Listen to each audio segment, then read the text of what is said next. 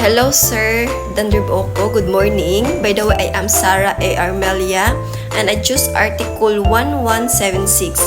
The receipt of principal by creditor without reservation with respect to the interest shall give rise to the presumption that said interest has been paid.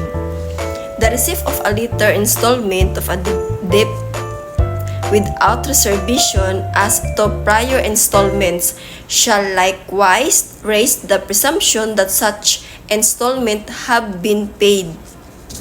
Meaning of presumption: by presumption is meant the inference of a fact not actually known arising from its usual connection with other which is known or proved.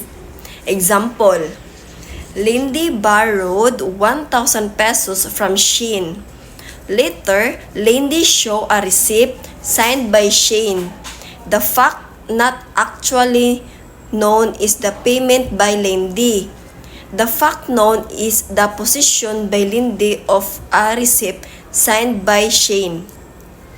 The presumption is that the obligation has been paid unless proved otherwise by Shane, as, for example, that Lindy forced Shane to sign the receipt. There have two kinds of presumption. They are: 1. Conclusive presumption, one which cannot be controlled, like the presumption that everyone is conclusively presumed to know the law.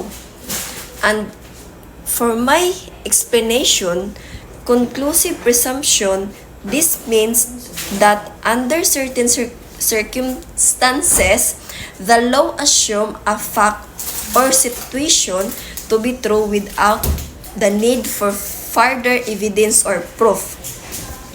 For example, if a legal document states something as a fact, and Article 1176 presume it to be conclusive, the court may accept is a true without requiring additional evidence to verify its accuracy.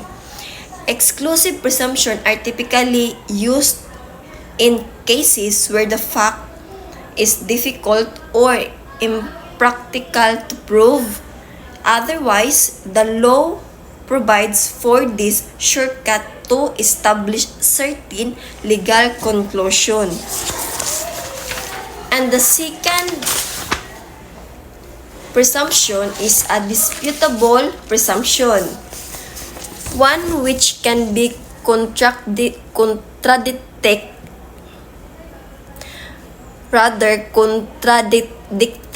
or refuted by presenting proof to the contrary, like the presumption established in Article 1176. And for my explanation, Article 1176 considered disputable or rebutable. This means that the presumption made by the court can challenge or refuted by presenting evidence to the contrary. It is not conclusive presumption which cannot be contested. For example, let's say there is a legal dispute over the ownership of a piece of land. The court may presume that the person with a title deed to the land in the rightful owner based on the common assumption that title deeds present ownership. However, if the other party can provide strong evidence showing that the title is fraudulent or was obtained through illegal means, they can refute this presumption and prove that they are the true owner of the land. In summary, Article 1176 of the Philippine Civil Code deals with disputable presumption which can be challenged with evidence, unlike conclusive presumption that cannot be contested. It allows the court to make assumptions based on common knowledge but doesn't make them final. Example, Gisa owes Irene amount of 10,000 pesos with interest at 14% a year. Irene issued a receipt for the principal. The interest was not referred to and the payment whether or not it has been paid.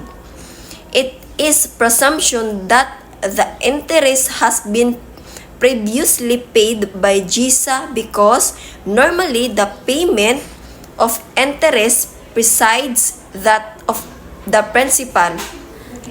Article 1253. This, however, is only a disputable presumption and may be overcome by sufficient evidence that such interest had not really been. My continuation is, and Precious is a lazy and the apartment of Karin. Payment 5,000 pesos rental a month. Precious failed to pay the rent for the months of February and March. In April, Precious paid 5,000 pesos and Karin issued a receipt that payment is for the month of April. The presumption is that the rent for the months of February and March had already been paid. This is also in accordance with the as usual business practice whereby prior installment are first liquidated before payments are applied to the later installments.